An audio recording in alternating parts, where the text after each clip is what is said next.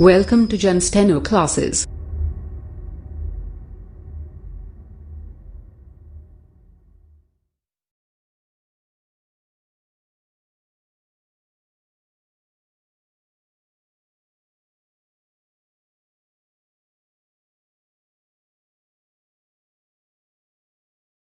दस के शब्द चिन्ह।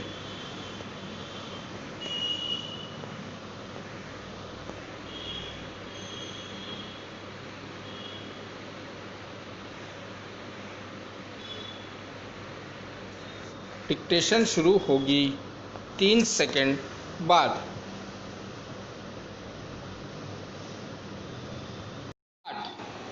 यह इस समय भारतवर्ष के सामने बहुत प्रकार की जटिल समस्याएं हैं और यह ऐसा समय है कि जब सबसे यह अपेक्षा की जाती है कि आप सदा भारत की सुरक्षा और उसकी उन्नति के लिए कटिबद्ध हों।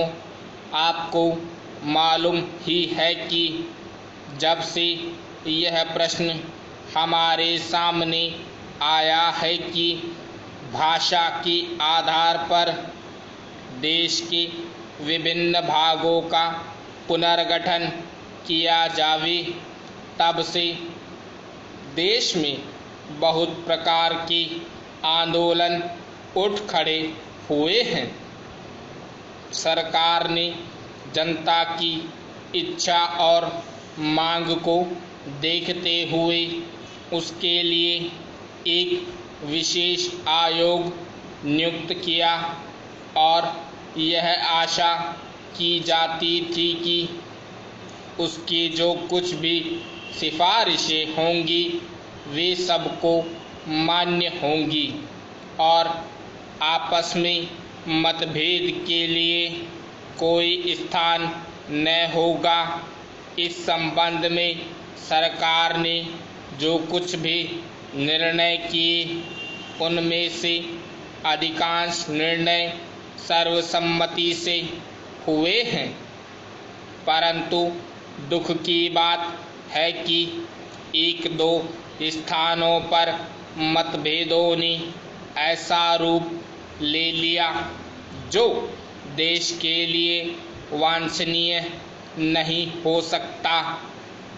दुर्भाग्यवश आपका यह क्षेत्र भी उन क्षेत्रों में से एक है। मुझे इस बात की बहुत प्रसन्नता है कि आपने भारत सरकार के साथ सदा सहयोग करने और हर प्रकार से उसके निर्णय को मानकर देश के संगठित प्रशासन में हाथ बटाने का विश्वास दिलाया है। जब किसी देश के सामने बड़े बड़े प्रश्न उपस्थित होते हैं तो उनमें से कुछ बातों पर मतभेद हो जाना स्वाभाविक ही है। इस युग में जब हम सब काम जनता की सहमति से करना चाहते हैं और हमारी सरकार भी जनता की बनाई हुई है, तब यदि कहीं मतभेद हो जाए तो उनमें उतावलापन करने की कोई गुंजाइश नहीं रहती, क्योंकि विरोध प्रदर्शन करने के लिए आपके पास पर्याप्त समय है।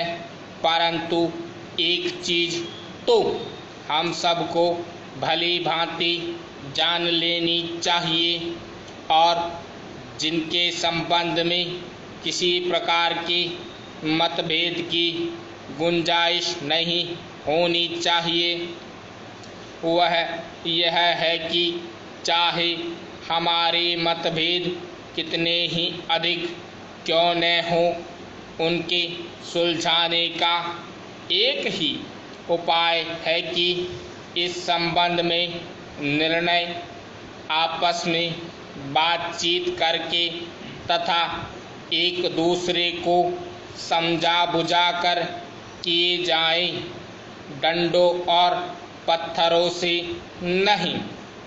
हमने अंग्रेजों के विरुद्ध भी, जिन्होंने इस देश को 200 वर्षों तक अपने अधीन रखा, डंडे और पत्थर उठाना गलत समझा और नहीं उठाया तो क्या आपस की छोटे छोटे झगड़ों के लिए हम डंडे और पत्थरों का उपयोग करेंगे और एक दूसरे की नेक नियति, उनकी प्रसन्नता और उनके विचारों का ध्यान नहीं रखेंगे। स्टॉप।